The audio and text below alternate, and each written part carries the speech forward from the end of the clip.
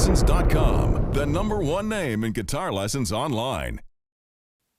Hey, I'm Nate Savage, and today I'm going to teach you how to play a guitar solo. Let's start off by picking a chord. A G7 chord will work. Down here on the 3rd fret.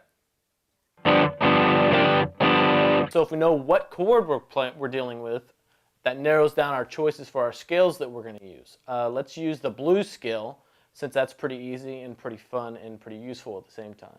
So if you don't know that, you probably want to go learn your blues scale first before you continue on with this lesson. All I'm going to do is, to start out, I'm just going to kind of noodle around and experiment with the notes in this scale and just pick them at random and see what they sound like.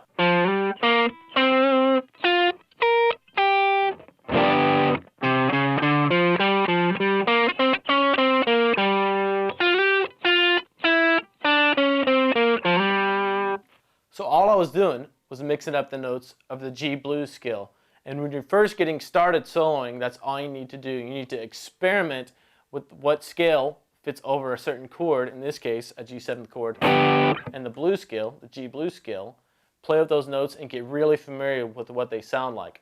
So, for instance, if I had a vamp, a G7 vamp, just like this,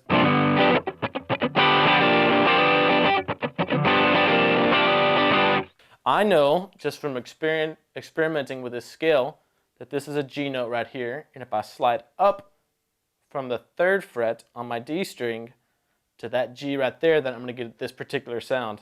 And if I want that sound, I can kind of just recall it in my brain. It's a lot like learning another language. So if I wanted a flat 5 sound, for instance, I would come up here to this note and just work my way down to that G. So take this scale with your G7 chord and just experiment around with it. And in future lessons, we'll teach you other chords that go with other scales that you can use to put together and create other solos.